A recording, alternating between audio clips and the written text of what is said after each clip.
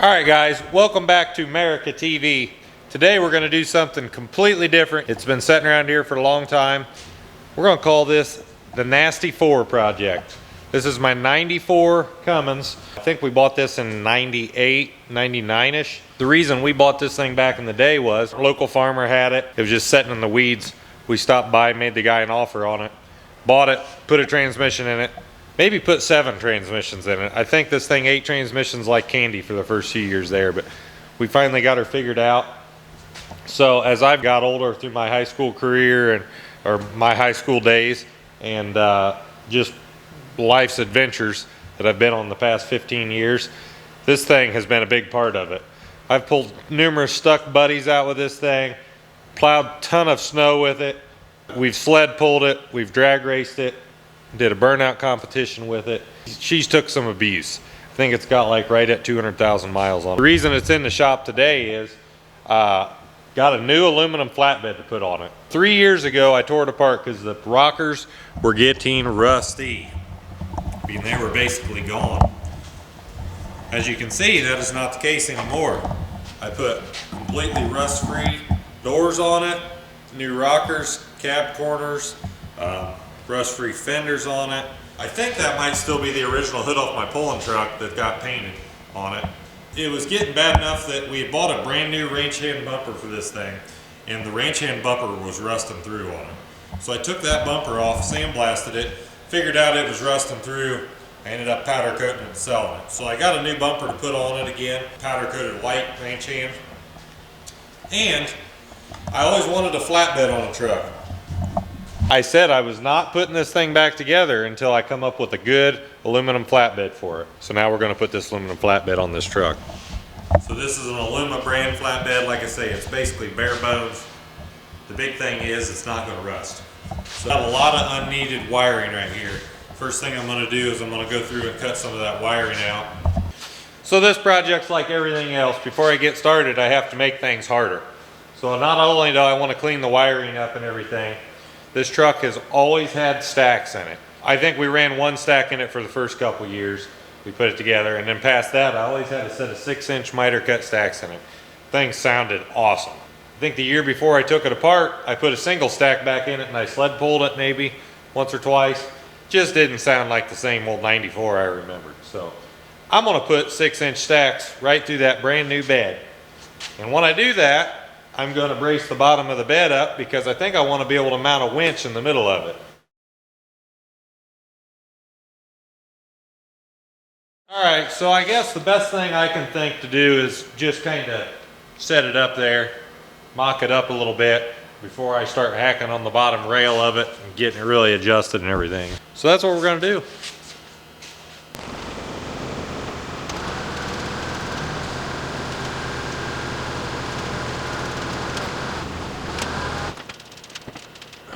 Gooseneck hitch there is bolted across the top of the frame rails, and there's aluminum C-channel that's adjustable from side to side on these, so you can adjust it for the width of your truck frame, which is really cool. The aluminum C is going to have to be cut where that gooseneck is, so you either cut a section out of that to where it sets down over the gooseneck, or you're going to do what I'm going to do. You're going to cut behind it, make it all, leave it all aluminum, and then I'm going to make steel supports from there forward because I'm going to incorporate the stacks and everything in this bed. So I got a mark underneath there, 44 inches from the back, where I'm going to cut that aluminum rail. So I'm going to pull that off now, get that aluminum rail cut out, and then we'll be able to start building it. So this C-channel has holes in it right here, because between every rung that goes across in that aluminum bed, it's got these little holders. These little holders that slide in, and then it basically draws tight to the bed. So I'm going to replace this aluminum C-channel with steel from that gooseneck hitch forward. So I got some steel C-channel, and what I'll have to do is I'll have to lay these rails on that steel and mark the holes, and I'll have to re-drill holes in that steel, so it'll take a little while. I got some more parts here for this flatbed project, so I cut a couple pieces of C-channel here. That's going to go from the gooseneck hitch right up in there forward. And to cap the very front of it, this thing right here, Brody cut me out, the class table. This is going to be what our stacks mount to, our stack box. So he cut it out as a square. This is going to cap this down here. It's going to be a tube basically. 8 inches by 3 inches tall. 3 inches is the same height as that C-channel. The kicker is, the front of this bed right here tapers in. This angle right here, it tapers in. So I'm gonna put an angle on the end of that box and weld it. I'm gonna cut this angle that I already cut on this plate steel on this box. That way when we cap it, it's capped at an angle.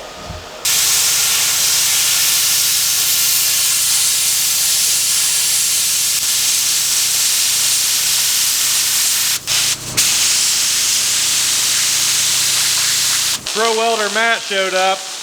He's welding on the stack box. He helped me do some more fabbing on it and stuff. We had to cut some angles on the end or whatever. It's been kind of an ordeal. That's normally how things go for me anyhow. So once he's done welding, I'll show you what it looks like. Glad you showed up, Matt. That chair was empty and you fill it out well. I'm glad I can hold it down. I think you're doing a fabulous job. So I'm making some progress on this thing finally. Matt welded on the stack bracket last night. We ran out of gas for the welder, so I finished it this morning. Well, kind of finished it. But the first thing I wanted to do this morning was come in and just hack up this new flatbed, because that's the best thing I could think of. So I actually had drew where the hole should be, I thought, on the bed for the stack on this side and on that side over there, if you can see. And I actually drilled a test hole once I put the tube up underneath there, and it was off a little bit. You can see how far off it was. So I'm glad I drilled a test hole. The stacks that were in the 94 for years, 6-inch grain rock stacks with this crossover kit here, I need to get those stacks off of that. So that's what I'm going to do next here.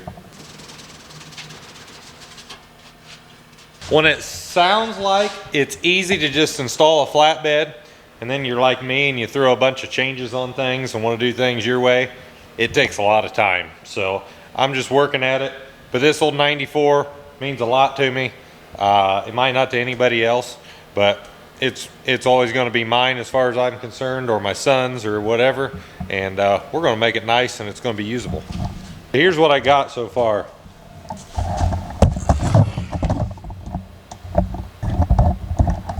So if you look up in here, you can see this piece of channel iron. I did that on both sides, drilled the holes where it holds it to the bed. We got the stack box welded up under there, it's bolted to the frame. I made the extensions to mount the stacks to right here. They're on both sides, they're about as even as I can get them. I actually drilled holes through the bed. There's 2 pieces of angle iron, which you'll see here in a minute, or channel iron setting on edge underneath there, and they have nuts welded to them that those big 1/2-inch bolts go through. That's on top of this stack box. I got to weld those on. I got the back one tacked. There is no physical way to get to that front one. I mean, it is enclosed in every direction. So basically I got to lift this bed up as straight as I can, hope that that stays put, tack weld it, set it back down, make sure that it stayed put, and then I can lift up and finish welding everything. So there's the subframe that's made. Now it's all tacked together, the bed's off of it.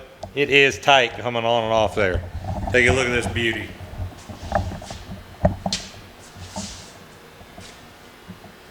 So I got to finish welding these in. That's what the winch is going to be able to bolt to. I got to finish welding this bracket right here onto there. These are the holes that all go up and sandwich to the aluminum bed. I got to finish welding around the pipes here. I got to weld a pipe on the bottom of that, and then we got to paint it. I got to thank Matt for his help the other night too. So that doesn't mean much to some people, but when a guy shows up and is willing to put an hour or 2 of welding in, and you can be doing something else, helps a lot. It's good to have friends. So I got this thing finally welded up. We'll call this the subframe for the front of the bed. I blew some high temp silver paint on it. It's flame proof header paint. I don't think it'll get that hot back there, so I think that paint will hold up fine. put some black paint on the rails, kind of mixed it in. I'm actually going to take some of this insulation that Bevy has here, and I'm going to cut a piece and I'm going to put it over, I'm going to stick it on the fuel tank right there, just because that heat from the stacks coming across. Plastic fuel tank, heat from the stacks, I don't know how hot it'll get. You know, we can get 1600 degrees EGTs on these things if you're working the crap out of them, but it won't obviously get that hot that far back, but you don't want to melt a fuel tank. So I'm going to stick that on there and then start putting things back together. I have the subframe, what I'm calling it, with the stacks mount to, going up under the bed. I was actually dreading this. I was thinking I was going to have to bolt that on the truck and then set the bed down on it, and that was going to be really hard, just to not touch the back of the cab and try to lower it all at once. But actually it's working out to where I use a transmission jack, and I'm jacking that subframe up in. I'm going to bolt it to the bed, hopefully, if everything lines up, and then I'm just going to set the bed on the truck, and that should be much, much nicer.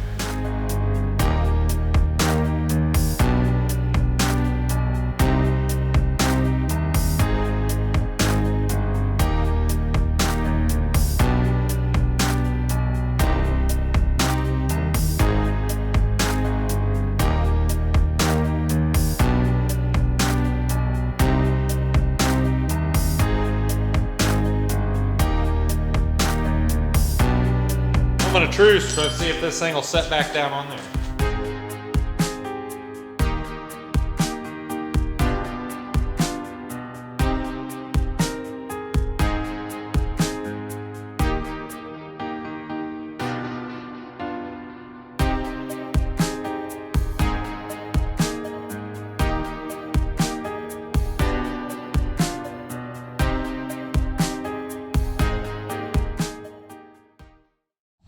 So as you see, she's sitting on there. I'll give you a little walk around.